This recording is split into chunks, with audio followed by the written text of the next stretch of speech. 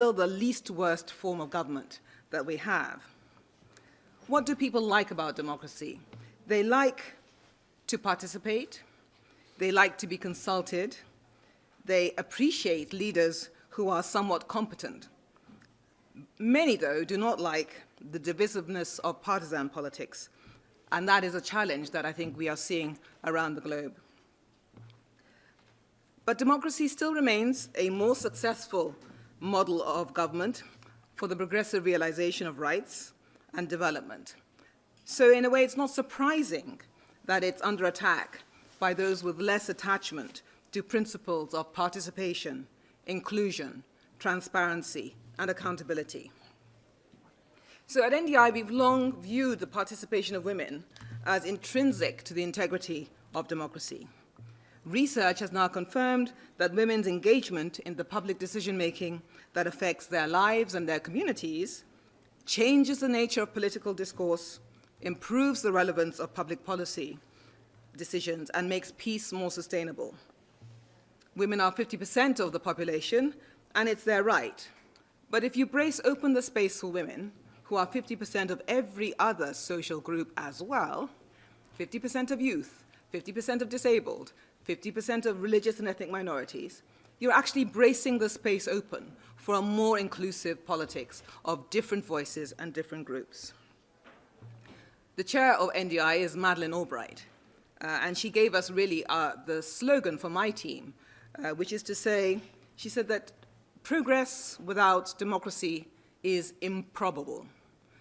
Democracy without women is impossible.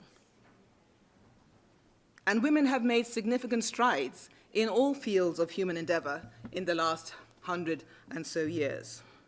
Our approach to supporting women's participation is to tackle the barriers that prevent them from getting into politics. And we see violence as one of those barriers. Now, all violence is bad and must be stopped. But violence against politically active women has further impacts. It is an abuse of human rights.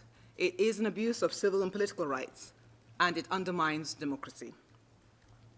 Do men face violence in politics? Yes, they do. But it is different in nature and in impact. Violence that women face is much more likely to be sexualized or, if you like, focused on their gender and their sex. And it drives women, especially young women, away from the political sphere. Even as women step forward, maybe because they're stepping forward, we are seeing a backlash against their participation. Now, what happens online is not new. In a meeting with counterparts and National Endowment for Democracy partners this morning, I made the point that those of us who have been working on gender and marginalized communities, whether by ethnicity or religion, age, sexual identity, we've been aware of the nature of this kind of violence because it existed and continues to exist in the physical political realm.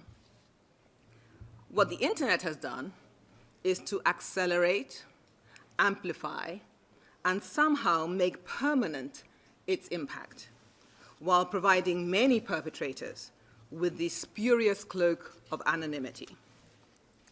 In our submission to the UK Parliament's recent inquiry into the intimidation of parliamentary candidates, we described it as an area where an old problem has been given a new and more toxic life.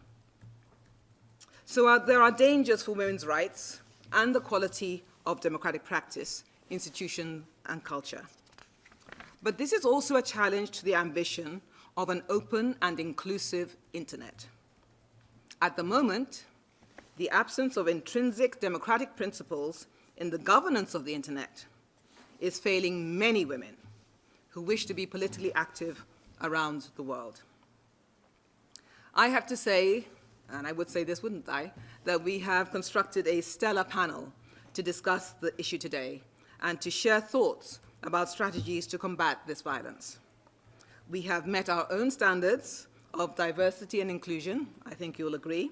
We are a 50-50 panel, excluding the speaker, and it is a multi-sector and multidisciplinary panel.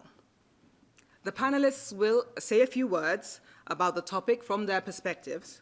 Then I'll curate a round of questions between them, and then we'll open the discussion up to the floor. So please feel ready to engage in due course. We are also online, so I welcome anybody who is listening from a distance. So now let me introduce our panelists to you. On my extreme right is David Kaye, UN Special Rapporteur on the right to freedom of opinion and expressions. David Kaye has served as the UN Special Rapporteur on the promotion and protection since his appointment in August 2014. He is a clinical professor at the University of California School of Law with a research and writing focus on accountability for serious human rights abuses and the law governing use of force. He has, of course, collaborated with local and national governments, major international and grassroots NGOs, international organizations, and everybody else in between. To my right is Seyi Akiwowo, who is a locally elected politician in East London. In fact, she is the youngest black female councillor in Newham. After facing horrendous racist and sexist abuse online, when a video of her speech in the European Parliament went viral earlier this year, Seyi founded Glitch UK, an online abuse campaigning and training organization through which she lobbies social media companies to do more to stop online abuse. And she has developed a set of recommendations on how they can adequately and consistently address online violence against women and girls and online hate speech. To my extreme left is Nate Matthias, who is a postdoctoral computational social scientist at Princeton University and works with millions of people, this is the power of the internet, in citizen behavioral science toward a fairer, safer, more understanding internet. He researches factors that contribute to flourishing and fair participation online, making and evaluating interventions for safe, creative, and effective societies. Nathan's current projects include large-scale experiments on reducing discrimination and harassment online, as well as studies on social movements, civic participation, and social change. And then to my left, and by no means the least, although she is the last, Nigat Dad, who is the executive director and founder of the Digital Rights Foundation Pakistan. Nigat is a lawyer and a human rights activist and has engaged at a social policy level on issues focusing on internet freedom, women and technology, digital security, and women's empowerment. Nigat was recently included in the Next Generation Leaders list by Time magazine for her work on helping women fight online harassment. Ladies and gentlemen, that's the panel this afternoon. Please join me in welcoming them.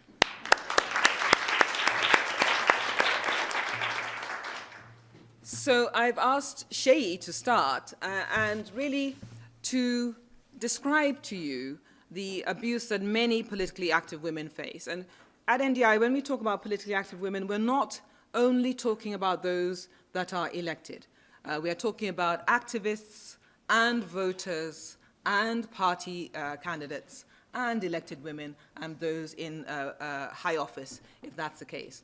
So whilst Seyi is an elected councillor, she is a representative of a body of women who are basically just taking their rights to be active in the public decision-making that affects their lives.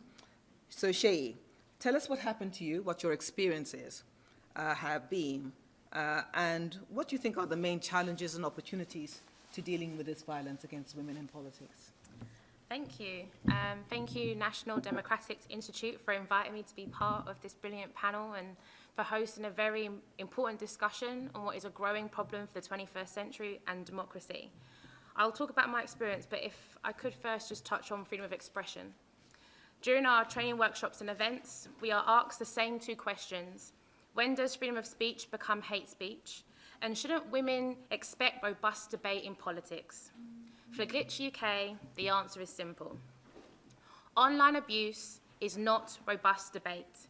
It's about the intentional harassment of women to get them to leave the internet, particularly social media, modify their behaviour to please patriarchy and self-censorship.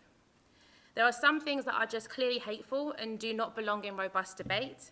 Sending racist abuse, rape threats, and sharing a video without someone's consent are clear red lines. Once we tackle this, then we can turn our attention to those remarks that aren't so clear-cut.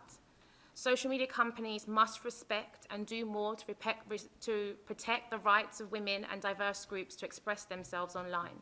Sadly, this isn't happening. Women aren't allowed to be free to express themselves, their opinion, or even post a selfie. Women aren't allowed to be strong and confident in their opinion online, especially women of colour. Which STD will end your miserable life? If all whites agreed that the best course of action would be to exterminate blacks, we could do it in a week. This is why monkeys don't belong here. I hope you get lynched.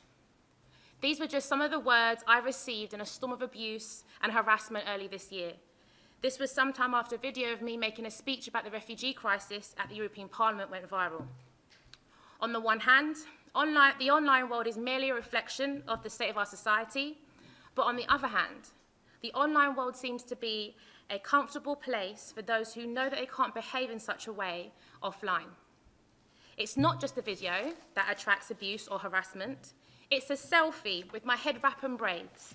It's proudly celebrating UK Black History Month. It's when creating online events for people of colour to have a safe space to meet, or when advocating for black people's human right to not be badly mistreated or die in police custody. My experience, sadly, is not uncommon and is an indication of how far society has to go to achieve true equality. There is an increasing number of attempts to silence women and diverse groups online through various forms of abuse, ranging from, but nowhere limited to, revenge porn, doxing, harassment, and mob-style trolling. There was one young girl in the UK who was subjected to online abuse, body shaming, and harassment because, wait for it, she said, "I hate hummus." Driving women out of the public space is no new thing, but I agree with NDI, online abuse and harassment is a new challenge to democracy, digital inclusion, progress towards gender equality, as well as making the information space have integrity.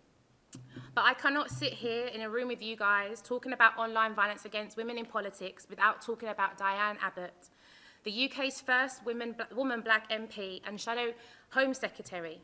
Not only does Diane Abbott top the list of UK MPs for the largest number of abusive tweets received, but she received 10 times more abuse than any other woman MP.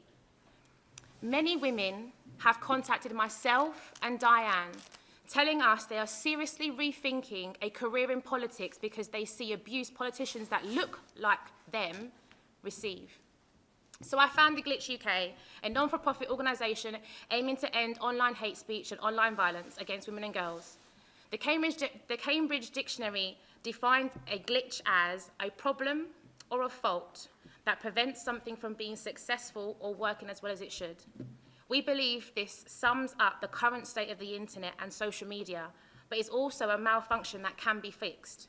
So Glitch UK campaigns, collaborates, and educates. Like was mentioned before, we lobby social media companies and governments to do more. We've developed a set of recommendations for social media platforms and delivered training workshops for young people. We recently developed an infographic, which I think is going to go up. We train women who are in politics and those who aspire to have a career in public life. We have 5 approaches to combating online violence against women and girls, which organisations here and governments can adopt. I'm happy to go through this in much detail in the Q&A, but I'll whip through them. Number 1, raise awareness of online abuse, that it's a growing problem and it has a cumulative impact. Amnesty International recently published a report on the impact of abuse, of online abuse around the world, and I'm proud to have been a media spokesperson. It revealed that 23% of women surveyed said they had experienced online abuse or harassment at least once. 41% feared for their physical safety, and more than 3/4 of women made some changes to the way they use social media platforms as a result of online abuse. That is self-censorship. Number 2, increasing knowledge and understanding of our rights online. Similar to this, I was shocked at how well this did online on a Saturday when I was watching Strictly Come Dancing. I was really shocked that this people took to this. It just goes to show that so many women are so desensitized and so used to having to deal with misogyny that they don't realize that they can fight against it. Number 3, lobby for transparency, better self-regulation for social media companies. Number 4, there is a significant problem with law enforcement across the world not taking reports of online violence seriously. I'm pleased to say that in April, the Mayor of London, Sadiq Khan, launched the Online Hate Crime Hub. These skills, though, need to be shared with all police officers so that women are not prevented from reporting online abuse. And number 5, it's training. We need training for young people so they can be better online citizens, they can understand what online abuse is. We need training for those that work with young people. It's not good enough just banning phones in schools or banning certain websites. We need to be teaching and raising the agencies of young people. We need training for women in politics to build the resilience and navigate online abuse, and those that are aspiring to have a career in politics. But most of all, we need to train these online tech companies. These ones that are developing new platforms and new apps. They must learn from the mistakes and the glitches, and they can't keep repeating mistakes. As I draw to a close, I promise I'm coming to an end, I'd like to talk about diversity and inclusion when combating online violence against women in politics. Number 1, when we talk about the online abuse women and politically active women face, we must be intersectional. And we must look at women with multiple identities. I'll tell you a secret just in case you didn't know, but I'm a black woman. So I don't face just misogyny, I face racism too, or as the academic Moya Bailey says, misogynoir. Number 2, we need diversity with our tech companies, both the engineers and also the moderators. When reporting online abuse, users face a very white male reporting system and response. Finally, there is a responsibility on women and men in politics to advocate on behalf of and be inclusive of women engaging with the online space. Yes, there are women.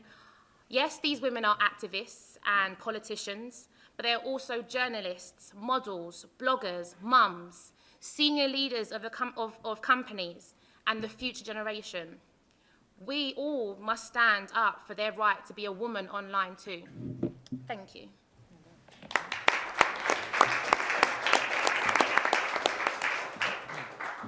Thank you, Shay. And David, I'm going to turn to you next. Shay said online abuse is not robust debate. And I think this brings up us right up against the freedom of expression issue. So over to you. Thank you, Senator, for inviting me. Although I'm not sure, thank you for following Shay after that. Microphone. I don't know if I should thank you for following Shay after that amazing talk, because so much of what you said really resonated with me. And I want to, what I had prepared to say, in some respects, Shay covered. And so I think some of the things that I want to mention are a reflection on what she just powerfully, I think, noted about the reality of online abuse. But also some of the things that you said about the responsibility of private actors, and also things that are short of censorship and short of prohibition that I think are important, but also difficult, right? Because going down the path of dealing with online abuse in a really careful way, in a way that allows robust debate, but also tackles the problems of online abuse, that's not an easy problem to solve. And I think that what you put up in terms of the graphic from Glitch, I think covered a lot of what is important, both from a violence against women perspective and from the perspective of freedom of expression. So I'll just make maybe 3 or 4 points generally, and then move down the line here. So the first one is, I totally agree. Abuse and in particular, online abuse against women is different than other forms of abuse against men, certainly, but even against other, let's say, vulnerable communities or minority communities. There's a particular kind of attack that's often sexualized against women and is often designed not only to push one particular person offline, but to push a community offline. I think that's true for all sorts of attacks on minority communities or on vulnerable communities. I don't really like using vulnerable, but it's the word I'm using here right now. I think that that's important to recognize, right? That the purpose of online attacks is itself a censoring purpose. And I think that if we treat it only as a kind of vague sense of speech that needs to be protected, I think we're missing how to resolve the problem. So I think the way you framed it was excellent, because I think that it's important. It's really critical for us to see online abuse as this kind of problem. And I think related to that is, again, I think it was maybe the fourth point on your on the online graphic, which is, thank you, tell the police. So I think this is an important part of the issue and part of the solution, which is offline abuse, right? So offline harassment and threats of violence are typically, I mean, we have problems in offline in the real world too, but typically it's understood that threats are to be addressed by law enforcement. And for whatever reason, whatever set of reasons, that doesn't always transfer over into online space. And so it's really critical for, and I like the idea of training law enforcement about this as well, it's really critical for actual threats and abuse that would be penalized in offline space, that should be also subject to investigation in online space, because those are real harms, and there shouldn't be a distinction between the two. Okay, so that being said, I just want to put down a few points of caution, and I'll say them very quickly because I want to get to the rest of the panel. So one is the importance of the clarity of the legal norms, and I'll say legal norms, but I mean legal norms as we traditionally understand them, right? Law that's adopted by government, by city councils, by regular public authorities, but also platform law, right? So any kind of, let's say, normative shaping of online expression should be clear. It shouldn't be subject to a lot of misunderstanding, so that either a person who might abuse can legitimately say, well, the rules didn't suggest that I couldn't do this.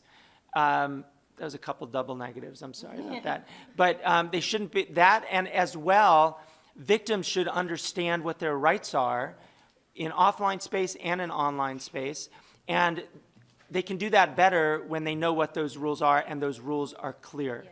So it's really important that the rules themselves be clear. And related to that point is that if the rules aren't clear, it leaves significant discretion in both the platforms and law enforcement to actually tackle the wrong kind of expression. So they might, instead of attacking abuse, they might attack or take down material that's about sexual health, or that is taken totally out of context, and the context is this is a critique of abuse, and that gets taken down. So the rules need to be very clear, and also be designed not to overregulate in the space. A second point is it's critical for, I think, the online platforms to provide autonomy to individual users. So autonomy means there should be ways in advance of or in the face of abuse, and I'm talking now about abuse that's short of threats, let's say, but abuse that's clearly designed to knock people off of platforms or get you to stop being on the platform.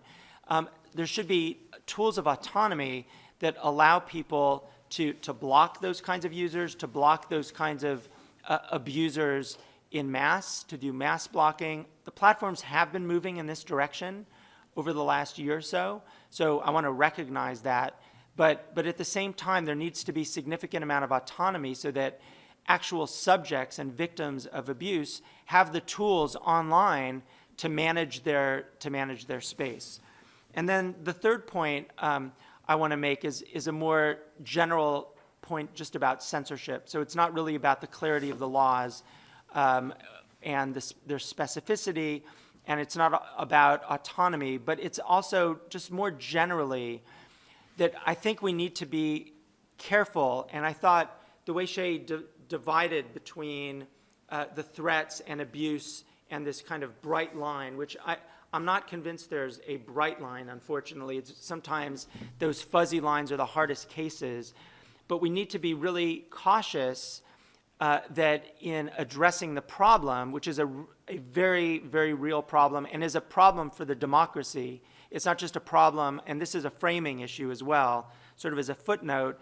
I think if we think of this only as a problem of women's voices, we're actually missing the point that it's a problem of full public participation in our democracy. So we all lose, even those who aren't subject to the abuse, we lose the value of a free and open democratic space.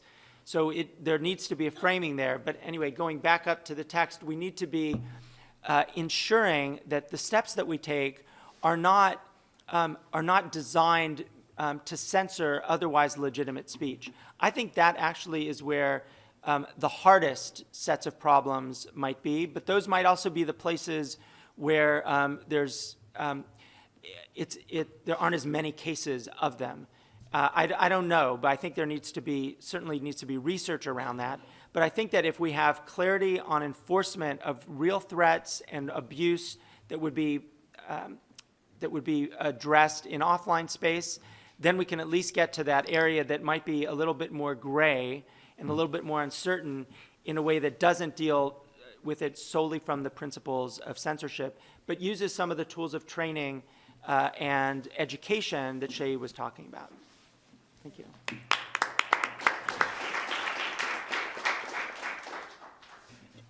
Thank you, David. And let me just make one administrative point here. The robot that's in the machine keeps reflecting the name of a previous panelist, Soraya Shamali, and she's not here. And I want to say, every time it says Soraya, it really means Sheyi Akiwawa.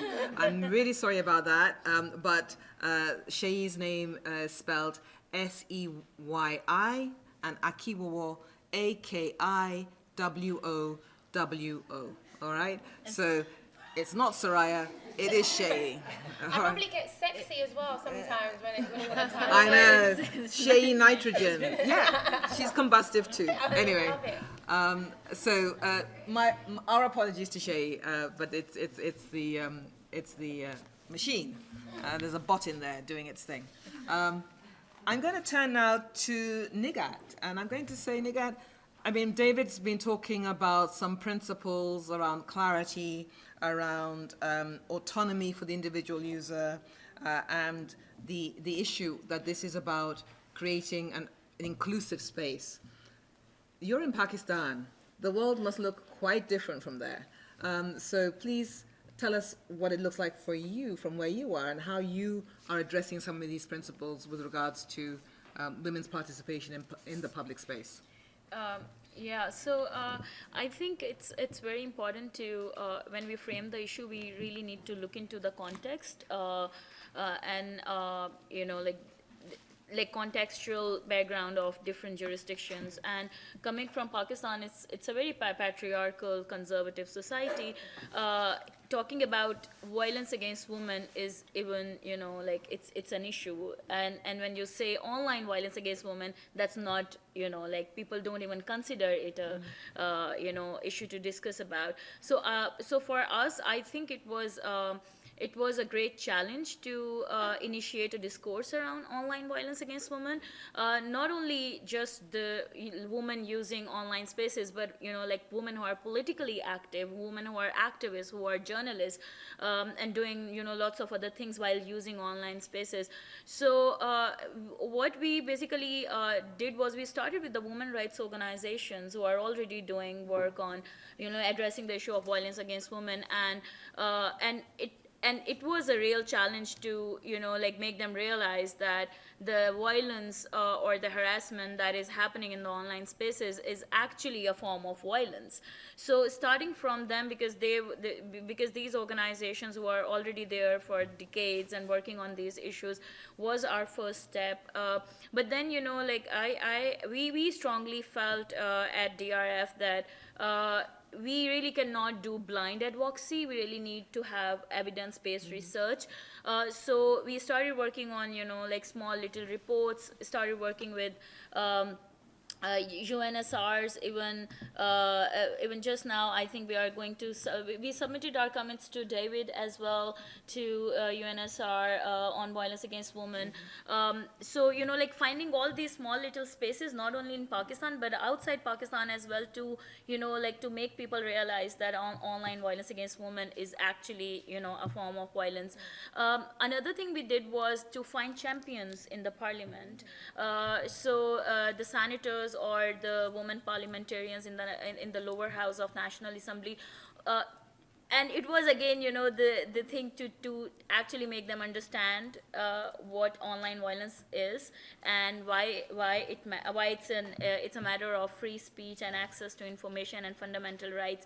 Another thing we did was to start a cyber harassment helpline last year, and this is the region's first cyber harassment helpline. And I started the helpline because I, as someone working on digital rights and on the issues of violence against women, started getting a lot of complaints from women internet users and their experiences, and they were seeking remedy, legal remedy or counseling or anything which can support them, and we didn't have any. I mean, I ended up getting complaints, like 2 or 3 complaints in a day, and I started burning out. And I was like, this is not a solution. I cannot handle this. Even the DRF cannot handle this. And so I brainstormed with some of my friends in US and other jurisdiction, and I thought that the solution maybe that can work for Pakistan is to start a helpline. We have several other helplines addressing the issues of young people or or violence against women or domestic violence. So we started a helpline last year in December 2016, and we are going to release our report tomorrow. So far, we have received more than 1,500 complaints, and among those complaints, we have referred more than 300 to the law enforcement. And things that we learned through the helpline is not only getting calls or assisting women in terms of their digital safety or how they can fight back online harassment or how they can see how they can utilize legal remedies or the laws we have, but also it helped us in generating data and a set of recommendations for the law enforcement in Pakistan and also the internet companies. So we have seen that the internet companies have like their reporting mechanism or their policies are, they say it's global, but it's actually not global. They actually treat people differently in different jurisdictions. In countries where they have stronger laws, the companies feel like they feel it's an obligation for them to follow those laws. But in countries like Pakistan, they can easily like get away with it because we don't have any like proper laws or policies. So these are the things that we have done so far, and we are still learning from our experience. Maybe the helpline is working off for us, but it might not work for other jurisdictions. But that's the solution that we have found so far, and I feel that there is no one solution to address online violence against women. I mean, in patriarchal settings like ours, I thought at least to give a space for women to speak out, to share their experiences is a lot, actually. Yeah. So before I move on to Nate, I'm going to ask you, Nighat, you're this activist. You're out there. You're blogging. You are challenging. You are getting engaged. You're a human rights defender. Don't tell me you haven't faced this yourself. I face it all the time. Like every single day, there is a threat on my timeline on Twitter, or sometimes I don't go to the other folders on my Facebook, but if I go, and I only go because there are women who reach out to me with complaints. I find, a lot of sexualized violence, body shaming, sometimes threats, and people are like, how dare you talk about this? Internet is not for women. Technology is not for women. You are ruining our culture or our values. So there is a lot more, but I feel that, we need to keep reclaiming this space. Yeah. Great. Thank you. Nate, one of the things that Nighat talked about was the need to engage broader social movements, and I know this is exactly what you're up to. So please tell us about the work you do and how you are challenging people to, as Nighat said, provide the space and to reclaim the open internet for democratic purposes. I'll be delighted. So I want to start with this. I want to start with this question that has been posed by several people already, that in our efforts to protect people, might we actually move into the space of censorship?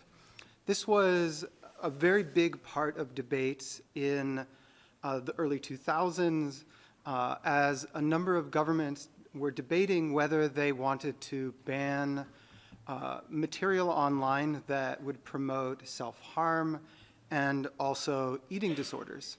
And when a number of governments decided not to pass these laws, the online platform Instagram decided to take action in 2012. In a very early example of algorithmic governance, they altered their search engine to make this material harder to find. And at the time, it was celebrated as an example of a platform taking action to protect people, that they'd maybe found a way to balance these two values. They weren't prohibiting the material, but they were making it harder to find. Unfortunately, 4 years later, when a group of researchers at Georgia Tech looked at this policy, they found that publishers that evaded Instagram's changes actually experienced increased engagement and participation. Instagram had taken actions that they thought would make progress on this important issue. They were trying to balance the censorship concerns with a public health, very real public health need, and it turns out there may not have been anything to balance, that it's at least possible that their best efforts at their policy may have increased the very thing they were trying to resolve. Now, I bring this up in a conversation about violence against women because many of our discussions on this issue include hopes and assumptions about the outcomes of policies, of social efforts to create change, that we are very much at the early stages of understanding their outcomes. And I want to make two major points here in our conversation.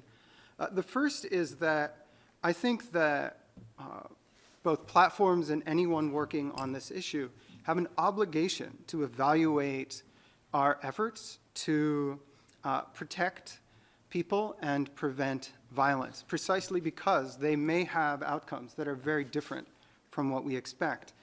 And also, as that research happens, I argue that that research must be independent from the companies and the governments who carry out these measures so that we can be sure that that research and the collective evidence we develop are accurate, reliable, and trustworthy and accountable to the public. So usually when I bring up these ideas, people are less likely to question whether it's good to test the outcomes of policies, and are usually asking the question, how? Because, of course, tech platforms are understandably secretive around their own internal policies and their trade secrets, because there are all sorts of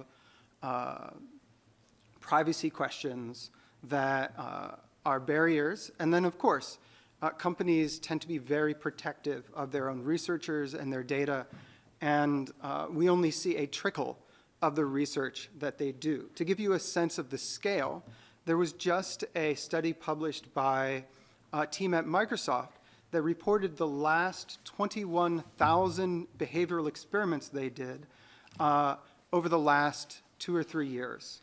So when you think about the scale of behavioral research that's done every day on these platforms, and then the incredibly small share of research we have on the behavioral outcomes of our best efforts to prevent violence and keep people safe, it's a real tragedy.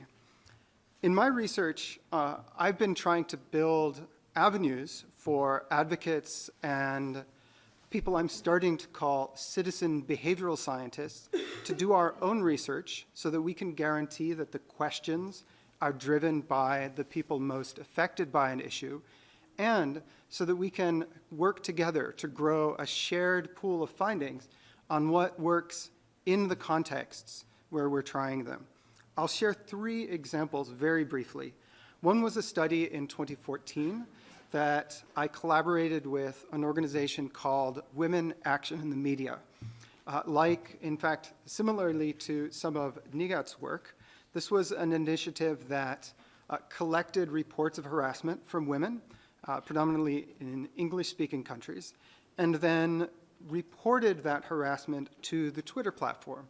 And as Nigat has observed, that put them in a powerful position to be able to collect data and analyze not only the kinds of harassment that people were experiencing, but also to do statistical analysis of the kinds of responses that Twitter as a company was likely to make. Because people were pooling information about their harassment reports, we might not have had internal data on the decisions that Twitter was making, but we were able to do statistics to get an average sense, at least for those cases, of the kinds of decisions that the platform was making. One example of a way that third parties are able to coordinate to collect data and perhaps grow transparency and accountability for a company.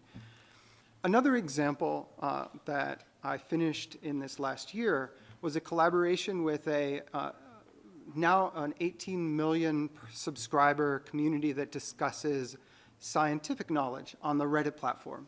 This community has now over 2,000 volunteer moderators.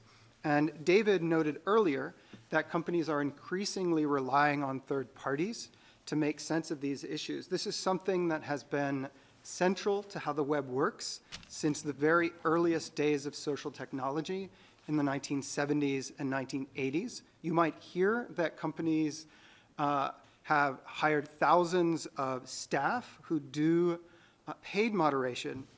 Usually, those staff are dramatically dwarfed by the volunteers who flag content, who take formal moderation positions. And those are people who similarly are in a position to do their own behavioral research. So I worked with moderators of this science discussion community to test the effect of simply making policies against harassment more visible. So we posted the policies at the top of some discussions and not to others, and then observed that over the course of over 2,200 discussions in that context, and found that simply making the rules more visible could reduce harassment from first-time participants by 7.5 percentage points, around 1,800 cases per month. Now this, of course, is an incremental change in a community, but an example of a way that a community that cares about protecting people and preventing problems can not only intervene, but also do behavioral research to test the effects of their efforts. And that's the broader idea behind the project that's coming out of my dissertation at MIT, which is now being incubated by the citizen media organization Global Voices, called Civil Servant, where we're actually building experimentation infrastructures that we hope will achieve maybe not the same scale as the corporate experimentation, but hopefully scale by hundreds or thousands of times the amount of behavioral research that we have that's actually guided by citizens in their own context trying to find out what works. So it could be people in London trying to manage and prevent online harassment there. It could be some of the gaming communities that I'm working with that have millions of participants that are trying to reduce hate speech in their context. Or it could be people who are trying to audit the social impact of platform interventions into our lives. So as we think about these higher level questions about how we should frame our values and our policies, there's a tremendous opportunity for people to organize, to actually test those assumptions and discover over time what makes a difference.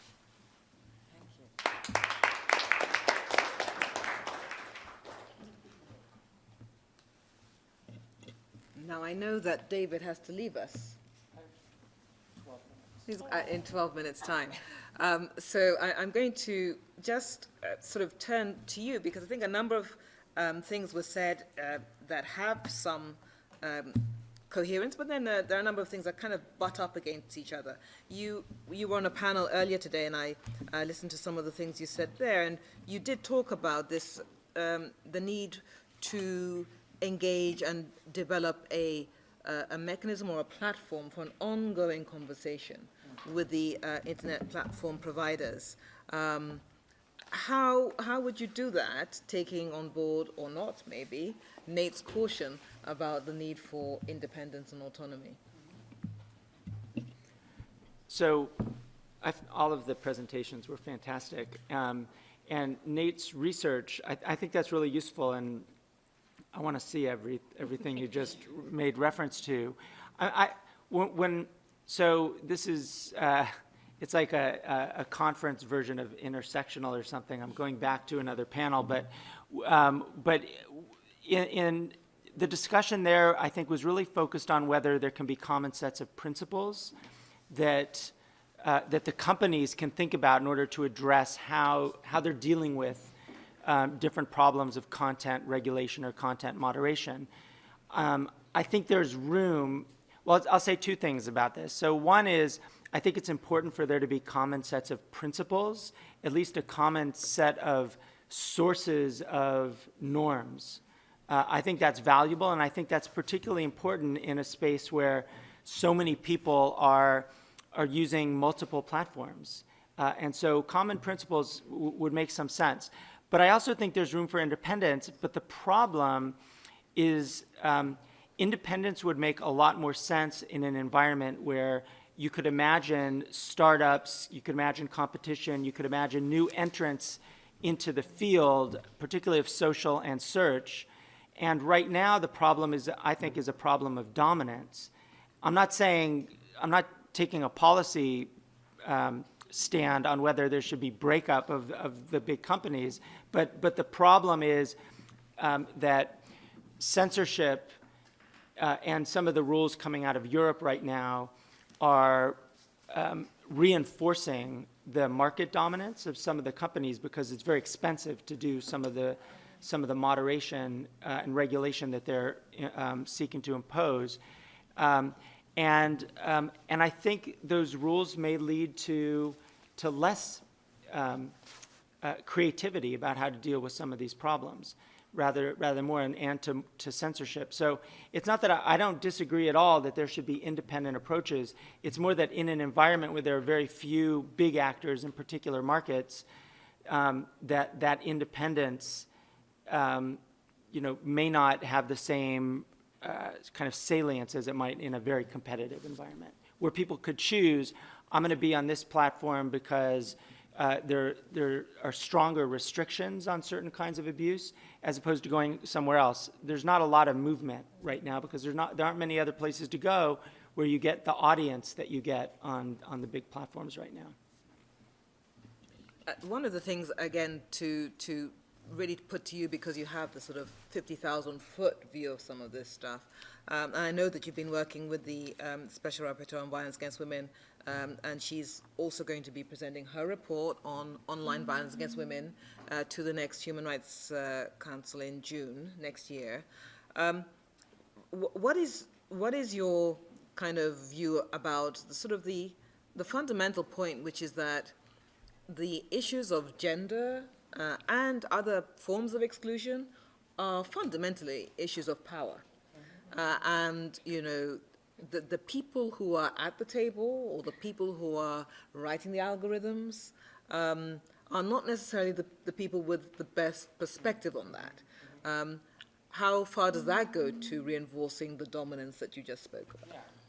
So, I mean, that's a problem that goes across communities, right, and across different, you know, whether we're talking about victim communities or whatnot. I think both in the context of engineering space and where the main companies are coming from, you know, they come from communities, you know, in sort of the liberal United States, sort of liberal parts of the United States, and they tend not to be demographically very diverse.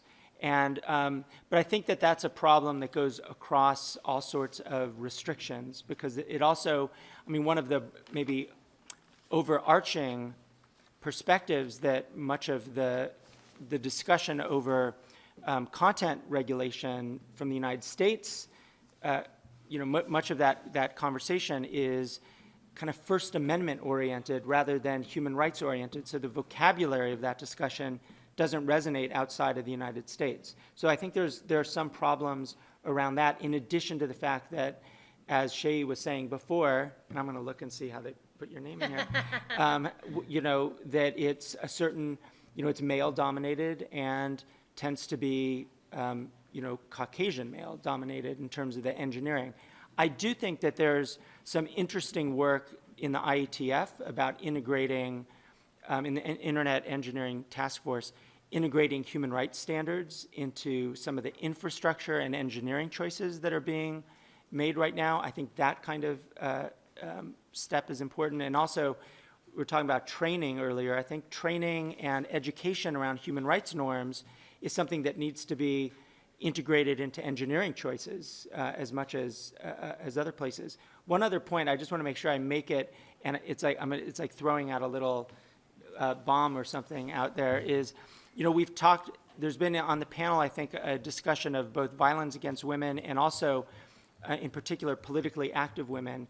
And one question I just want to throw out there, and this is why I'm not going to answer it, is, you know, human rights law around freedom of expression tends to treat public figures differently than, let's say, regular individuals in terms of speech and in terms of what we're expected to accept in terms of criticism. And this is less about, certainly not about algorithmic, it's more about normative questions around whether the norms should be different for, if like two kinds of norms related to protection against online abuse of women, and if that is any different from abuse of public figures and public figures who are women. I don't think there's too much of a difference here in the space of threats and real abuse, but I wonder if in that gray area, the gray space that I was suggesting earlier, whether there might be variation. I don't know, but because law makes that kind of framing, I thought it was important to put that out there as well. If you don't mind. Tim Loughton, MP, who sits on the Home Affairs Select Committee, just this morning asked if politicians could be seen as a protected group on social media, therefore required quicker response.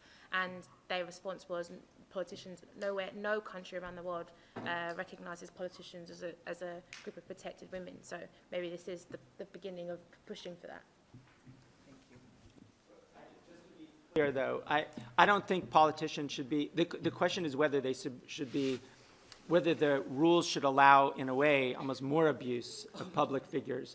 And normally, human rights law around freedom of expression accepts that politicians enter into the, and not just politicians, but public figures generally, have less claim to challenge expression than others do. I think that from our point of view, and because we're working on this a lot, that the challenge with that challenge is that we know that it doesn't really matter what a woman says. She's just going to get more abuse once she has said something online on a public issue. And I was struck by Shei's point, when she went to the European Parliament, she was talking on what was, a sensitive issue, migration and refugees. The Guardian's big analysis of its comment stream said that the top 6 commentators who got the most abuse were all women. Numbers 7 and 8 happened to be black men. It didn't matter what the women were writing about. They were just abused. So your point about the public space or public officials, I don't think that kind of, it's an unsafe categorization, because it is about women speaking up in that political space, which it is their right to do. And I don't think, in a way, you'd have to almost double down on what you were asking for if that was to be the case. But I just put that out there, just saying. Just to come back on that point, though, and I have to say this as a Jo Cox Women in Leadership graduate, but Jo Cox MP, who was murdered because it was so easy to find out where she was. And then we've got members of Scottish Parliament. So being an MP in the UK, you can opt out of having your address online. But if you're a councillor like me, your address is there. So when I was going through my abuse, I had to have the local police officers come and check, the area and stuff. That freaked out my mum. My African mum was like, what happened? Oh. So, but there is a thing there around, okay, public officials have to be transparent and accountable because of all their different houses and expenses and claims and all of that stuff. I get that. But that means they're also the most vulnerable and can easily be targeted. And we're seeing it so many times with women easily being attacked. David, thank you so much for being with us. I know you're going to slip away at some point, but we've really, really appreciated your presence this afternoon. Thank you.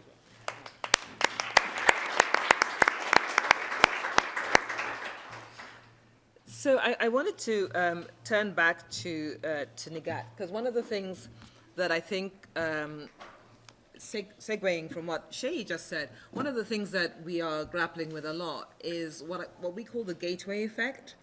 And David even talked about it, how a lot of law enforcement considers online as almost a jurisdictional free zone, but we know that things step off the online platform into the physical world.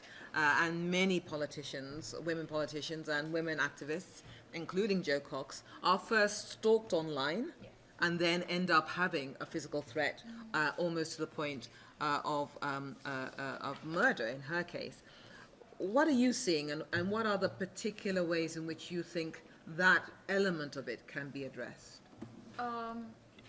Yeah, I think it's also, it's a challenge how it'll be addressed, but that's something that we have been seeing in Pakistan as well. Last year, one woman politician basically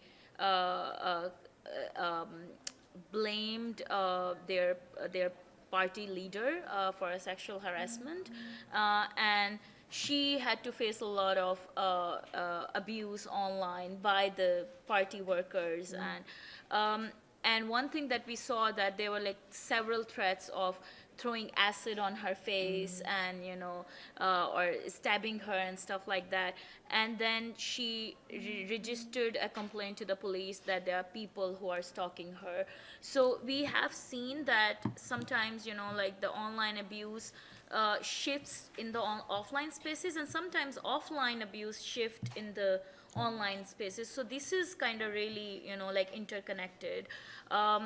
But the challenge that we are seeing is that the law enforcement in Pakistan, they don't see the online abuse really like a serious issue, and they think that, oh, it's in the online space, it's virtual, and nothing's gonna happen in the offline space. So I think these are the example of this woman politician sort of, you know, like gave us a very strong evidence that, you know, like this abuse can shift in the offline space as well. So yeah, the challenge is there to convince the law enforcement. Also, one thing that I have seen with the law enforcement in Pakistan is that they are not trained really. So there are like Cybercrime Act and laws which address crimes happening in the online spaces, but this is the least important category for them. The online abuse against any community. The other fraudulent like crimes or the other cyber crimes, they have like much more. They give much more preference to that. So I think to make a case that it's not just online, it has offline effect and impact. One needs to, you know, like bring that solid evidence that they can see, and that's the problem with the law enforcement. They want to see the violation, you know, like happening in the offline space, and then they think that it's a crime. So yeah, the challenge is there, but and I don't know if anyone has, you know, like response to that, but yeah, we are facing this challenge. So I'm going to ask one question of Nate, and then we'll open up the floor. And I know that we have some online contributors as well. Nate, I just wanted to ask you, what does it take to mobilize your citizen moderators and you know, citizen activists, really, changing them from bystanders to advocates and activists? What does it take to actually achieve that? So I think sometimes we underestimate the number of people who are actually already doing the work of being active bystanders. In the United States, the Data and Society Institute did a nationally representative study where they discovered that around 46% of American internet users have taken some kind of action to support the person who they saw facing harassment, to report it, or even engage directly with the person who they saw as engaging in harassment. That's over 90 million Americans. And so I think sometimes because citizens are distributed throughout society, we don't always have organizations coordinating us, that bystander work isn't always easy to see. When I do research with bystanders, I often start by working with people who've already made a decision to dedicate substantial energy into this work.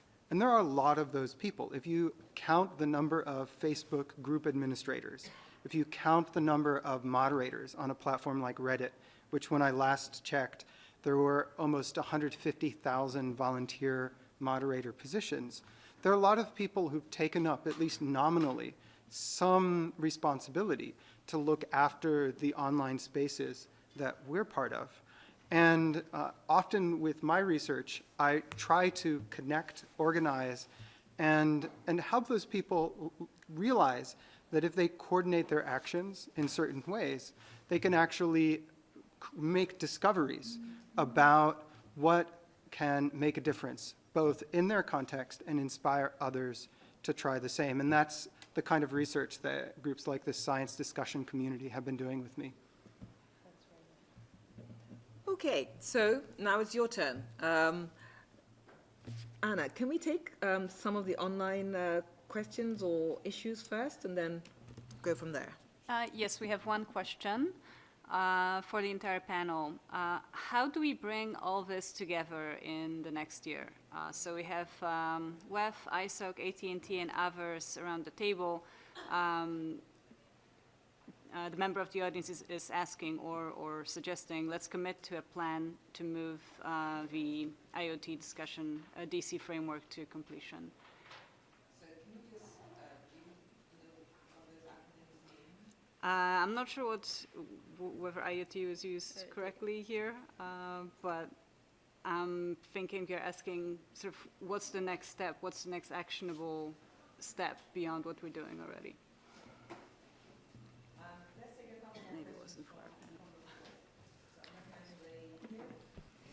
Thank you very much for that very interesting discussion. I have three quick questions. The first question is to Shay. I'm coming from Sri Lanka, and some of the things that we kind of see there with regard to violence against women who are politically active is that they're labeled as immoral women. Their character is assassinated. To what extent have you seen this where you are coming from? And is this more of a global phenomenon? And second, to Nagat, she said that you said that you have been looking for champions to talk against this issue. In Sri Lanka, I'm sorry I keep referring to Sri Lanka because that's where I come from. And so there was this one instance where somebody raised that some of the female parliamentarians were subject to violence, physical violence, but none of them came forward to admit that. What kind of difficulties have you run into when you were looking for champions, and what are the successes that we can probably learn from you? And my last question, again to you, Nagat. You said that you kept on saying that online violence is a form of violence. Is there a reason why you kept on saying this? Is it normalized as not violence, as maybe like a subtle form of violence? I would like to know more about that. And my last thing is a suggestion to Nathan. If I remember right, you said that you looked at online violence in European countries. I don't know if I understood right, but would there be any possibility probably for you to analyze the differences between Europe and other regions? Thank you.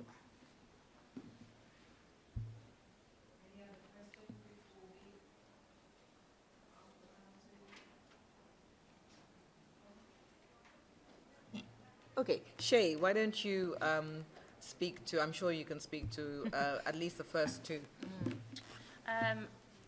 So next actionable step, I would say is what Nagat has said and what Glitch has been campaigning on. We did this for the 16 days of activism to mark elimination of violence against women, was to get the UK government and all political parties to formally recognise online violence as a form of violence. And the language here is very important. Online violence we're not saying online violence equals physical violence. We're saying online violence is in its own right a form of violence which has similar impacts and consequences like physical violence, like when you're in a domestic or abusive relationship. So what we tend to get, the critique we tend to get is, how can you say certain mean words or robust debate online is the same as physical violence? We're not saying it's the same. And we're not saying it's a hierarchy either. We're saying it's a form of violence that needs to be recognised. So that would be the first actionable step. Get political parties to adopt that as in their manifesto commitments. Get UK governments to recognise that at the next Elimination of Violence Against Women Day in November. Immoral is a really hard word. When you said it, I was a bit like, ugh. I don't think the word used in the UK, or what I've seen, is immoral. It's around knowing your place. You shouldn't be confident in your opinion. There's a lot of shouldn'ts. You know, I mentioned in my speech before, women can't do this and that.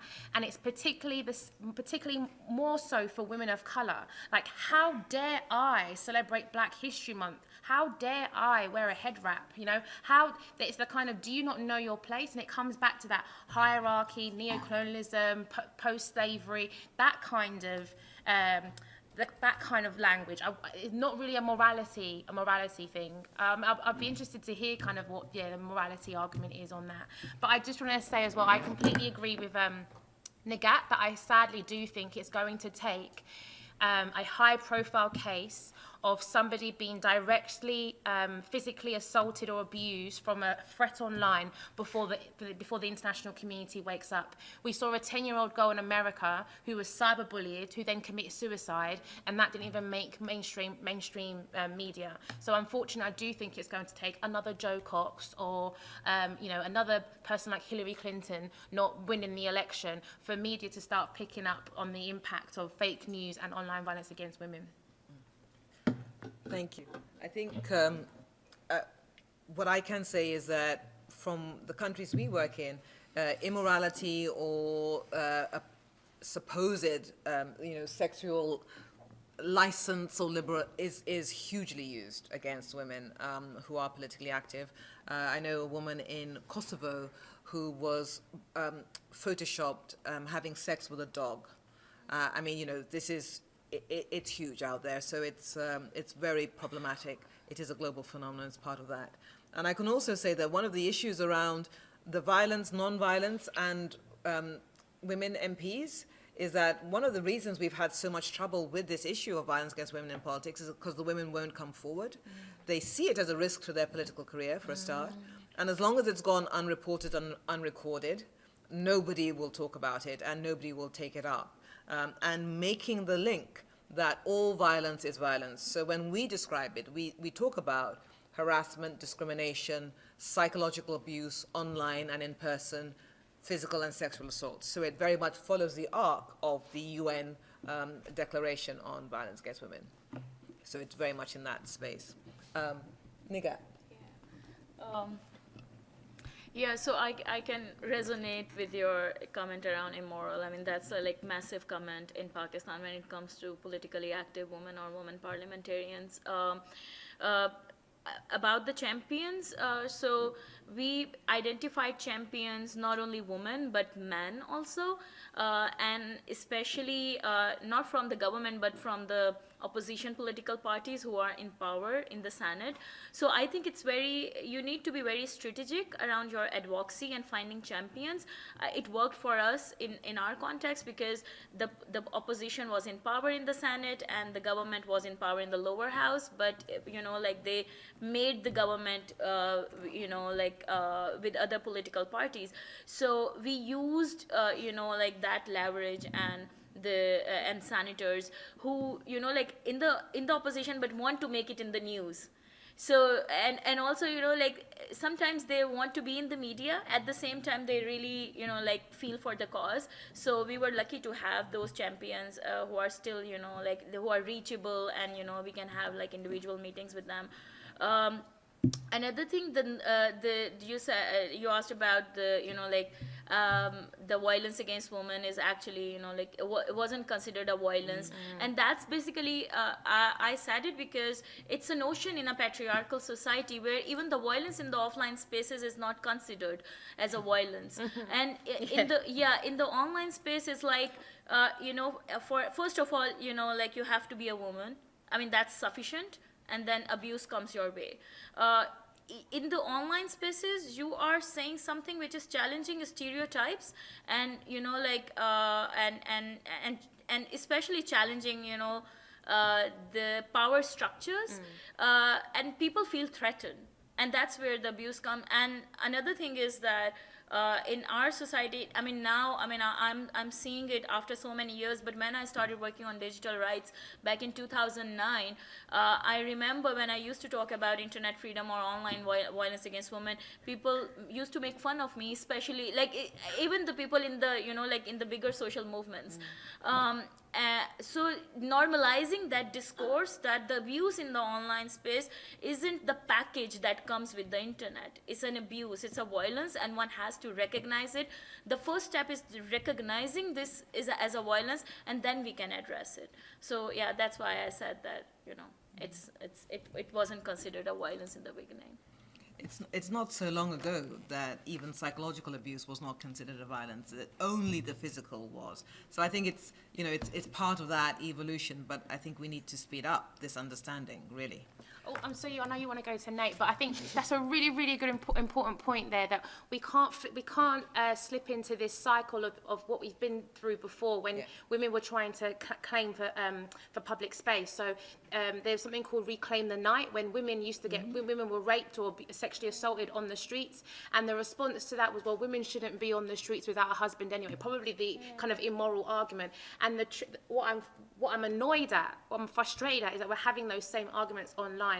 So is it going to take 50 years before we start getting men and society to start waking up to the impacts of abuse? And somehow we have to speed that up, because there are women who are not engaging online every day, who are dropping off, who are contemplating suicide, or sadly who are committing suicide because of it. Thank you. Nate, can you draw any comparisons between the work you've done in sort of North America and what's going on elsewhere? Yeah, so I think it's, as the person with the question remarked, I think it's very risky to take research from one context, particularly causal research about what might work in one place, and just apply those interventions elsewhere.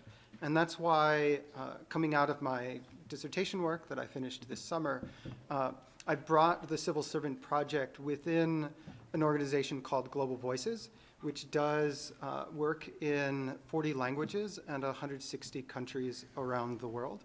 And my hope is that I'll be able to collaborate with people in many cultures and countries, because I think that, well, I suppose as an empirical researcher, my hope is that if there's anything universal to be found, the only way to start on that is to look at the particular, to understand what makes sense in the context in which people face those risks, and only at the very end ask, where do those things build up into something that we can more widely understand and apply?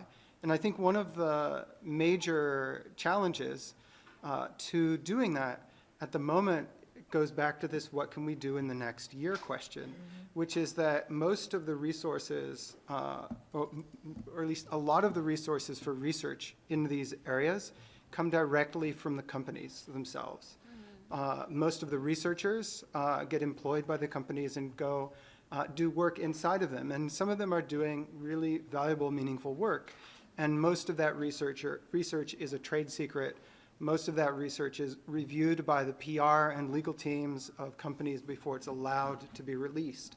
So as we think about how to better apply research and discover meaningful interventions, we need substantial growth in research capacities that allow us to ask these questions in collaboration with citizens around the world. So we're running slightly against time, but I just wanted to do a couple of things. The last thing I'll do is thank the panel, of course, but in answer to the what next question, just to put out there two things that NDI is working with other partners on.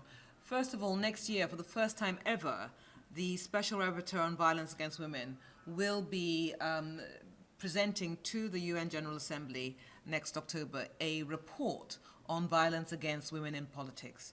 Now, this was an ask that NDI and partners made of the UN system when we launched the Not the Cost campaign in 2016, and we're really, really appreciative to the Special Rapporteur that she decided to use one of her reports to deal with this issue at the end of next year.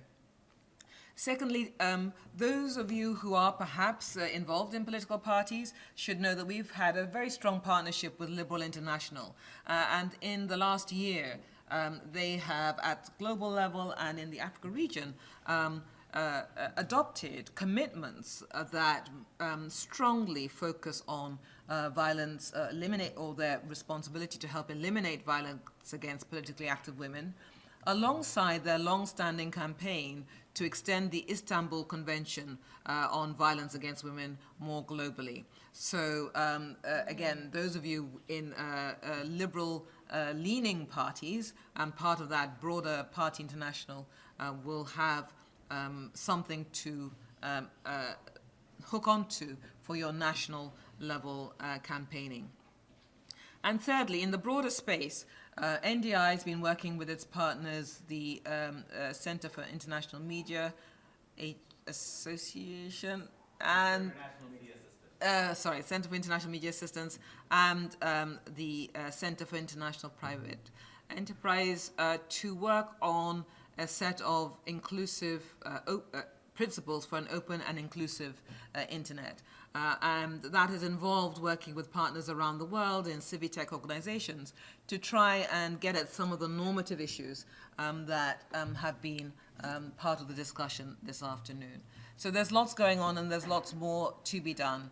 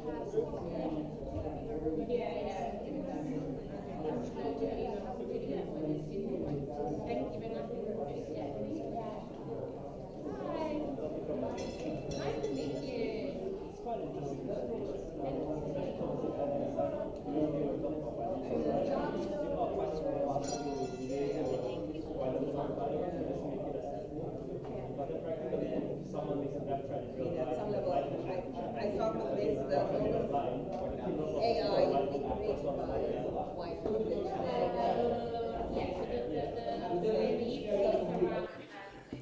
Hello, can it be heard? In the computer. Can it be heard in the computer? No? You can hear in the computer? That's okay.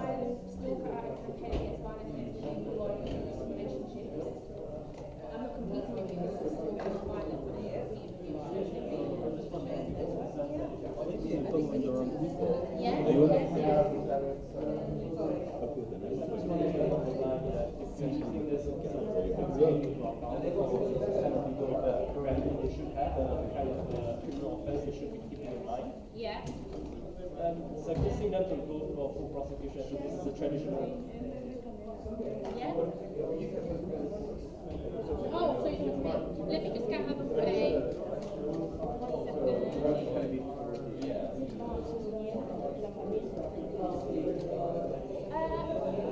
Yeah, the judge is always the one that sets the harshness of the sentence. Obviously, Yeah. So that's why I'm thinking that in that case, online comment will probably just get them something of an antisocial behavior slapped on them, and that seems a bit disproportionate. It's like child abuse Yeah. seemingly short-lived to devastating the life. So yeah, I was just.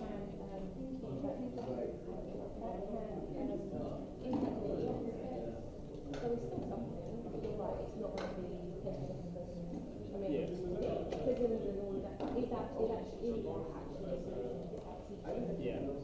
It's another focus. Yeah. But yeah, feel free to get in touch.